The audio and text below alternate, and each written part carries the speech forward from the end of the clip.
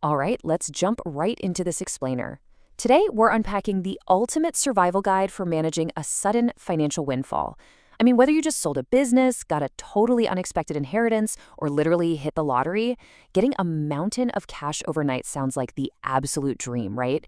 But as you're going to see, without a rock solid plan, that dream can quickly turn into a total nightmare. You'd probably think winning millions would just magically solve all your problems forever. It's the ultimate fantasy. But, well, statistically speaking, getting rich fast drastically spikes your risk of losing your closest friends, falling into substance abuse, or even ending up in bankruptcy court. Sounds crazy, right? But it's true.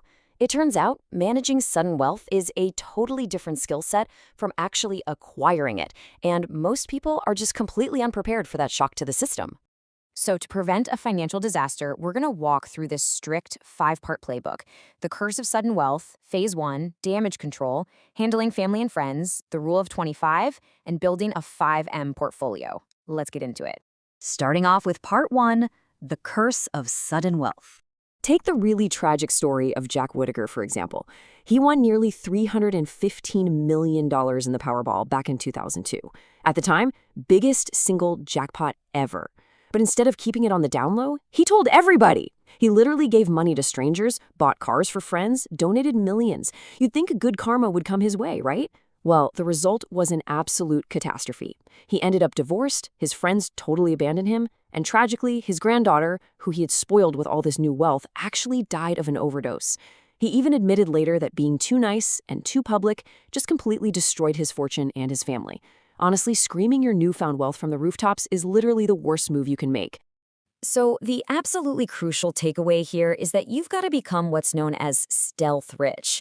See, when you broadcast your wealth, you instantly become a massive target for lawsuits, blackmails, scams. People descend on you like vultures. You know how folks always say money changes people? Well, actually, scratch that. Money doesn't change people, it just reveals who they truly are. The absolute only person you should be telling about your windfall is a highly qualified attorney who specializes in trust and estate planning.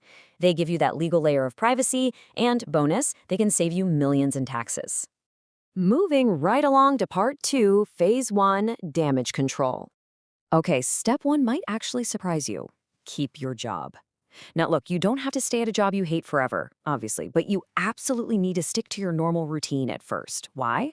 Because being incredibly rich and incredibly bored is a super dangerous combo. It leads to terrible, impulsive decisions. People quit working, suddenly have 24 hours a day to kill, and next thing you know, they're starting random businesses they know nothing about. They buy a restaurant because, hey, it sounds fun, and then they end up getting yelled at on Gordon Ramsay's Kitchen Nightmares. For those first 6 months, just keep life normal. Process the reality of the wealth without actually giving in to the temptation of spending it all. Your very first financial move needs to be a hard reset, where you differentiate between two totally different types of debt. On one hand, you've got toxic, high-interest bad debt. We're talking credit cards charging like 20 to 30%. You have to nuke this immediately. It eats away at your wealth faster than pretty much anything else, and paying it off is basically a guaranteed risk-free return. But on the other hand, you have cheap debt, like an old mortgage locked in at, say, 2 or 3%. Your gut instinct might be to just pay off the house free and clear, but mathematically, you really shouldn't rush that. It is so much smarter to hold onto that cheap debt and invest your cash instead, because your investments are going to generate a way higher return than what that mortgage is actually costing you. Which brings us to part 3, handling family and friends. If you want to help out your loved ones without turning into their personal ATM, you have to enforce a super strict 3-part rule. First, only give money if they genuinely, truly need it, not for some, genius business plan they cooked up over a few beers. Second, never ever expect to be paid back. Just consider it a pure gift, otherwise that lingering resentment is going to completely destroy the relationship. And third, this is the big one. You have to enforce the strict condition that they can never, ever ask you for money again. Sometimes you have to be cruel to be kind. I know. It sounds totally heartless at first glance, but establishing these firm financial boundaries is literally the only way you're going to protect your relationships and your sanity. Think about it. If they know you're just going to bail them out time after time, they'll completely stop being responsible with their own cash. You've got to shut that dynamic down immediately. All right, let's get into part 4, the rule of 25. The single biggest mistake people make is holding onto a consumer mindset. A consumer mindset is basically like chopping down a money tree just to use it for temporary firewood. I mean, sure, it keeps you warm for a minute, but then poof, it's gone forever. You have to completely flip the script to a preservation mindset. The golden rule of wealth is that you never touch the principal amount, you only live off the interest. You basically become a preserver who only eats the fruit of the tree, letting the tree itself keep growing and growing.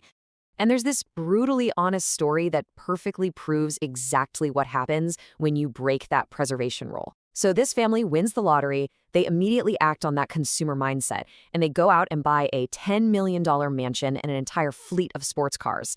Well, fast forward just 2 years, and the dream completely imploded. They were dead broke, they had to pull their kids out of private schools, sell off the cars, and desperately list that massive house at a huge loss because of crushing debt and crazy maintenance costs. Just 2 years to lose the whole shebang, all because they spent the principal. So, how do we make sure that doesn't happen to us? We use the rule of 25.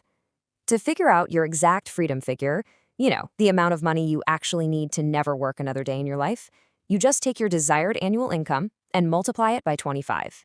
And this massive number isn't just like pulled out of thin air. It's based on the widely accepted 4% safe withdrawal rate in the finance world. That basically assumes your investments will grow enough to let you safely pull out 4% every single year, indefinitely, without ever running out of cash. Let's actually look at how this math works in practice. Step 1, pick your target income. Let's say you want to comfortably spend $200,000 every single year. Step 2, multiply that by 25, boom, that gives you $5 million. Step 3, you invest that total $5 million and you live entirely on the interest it generates. So this simple math means if you want a $200,000 lifestyle, you need an intact working portfolio of $5 million that you absolutely never ever touch. Which leads us perfectly into part 5, building a $5 million portfolio. Okay, here is your exact blueprint. Notice how this breaks down into a super diversified approach. You don't just dump $5 million into a basic checking account. You spread it out. $1 million goes into total stock market index funds. Another $1 million goes into bond market index funds to give you some stability. You allocate $1 million across residential and commercial real estate. Then you park $1 million into a high-yield savings account for completely safe liquid cash. And finally, you throw $500,000 into a blue-chip crypto moonshot like Bitcoin just to capture some of that explosive upside. If we zero in on your top 3 passive income generators here, you can see that low-cost index funds tracking massive companies like Apple, Amazon, and Microsoft act as your long-term growth engine, historically pulling in around $90,000 a year on $1 million investment. Then you've got the crypto allocation, which, sure, is highly volatile, but it normalizes to an expected return of around $62,500. And your high-interest savings. That provides a rock-solid, totally stress-free $45,000 in purely predictable income. Put it all together, and if the markets perform to their historical long-term averages, this perfectly balanced $5 million portfolio generates over $312,000 a year in purely passive income. Think about that. You're earning well over $250,000 every single year, and that original $5 million golden goose just sits there completely untouched. Honestly, that is the real secret to staying rich. Now, I know some of you are meticulously doing the math at home, and you probably noticed that the investments we just went through only added up to $4.5 million. Well, that extra $500,000 was intentionally left out of the investment pool. Why?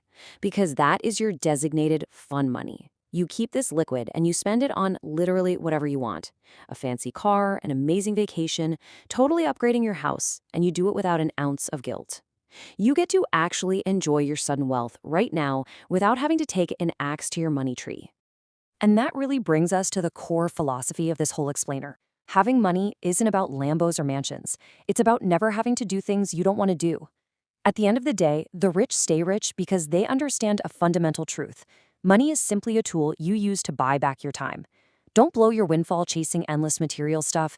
Use it to purchase absolute, total freedom over your own calendar. So I'm going to leave you with this final kind of provocative question to chew on. Once you follow this guide, establish your boundaries, and secure your own absolute freedom, how are you going to use your time and resources to leave a lasting legacy? When you no longer have to work for money, what will your true purpose actually be? Take some time to really think about that. Thanks so much for joining me on this explainer, and I will catch you on the next one.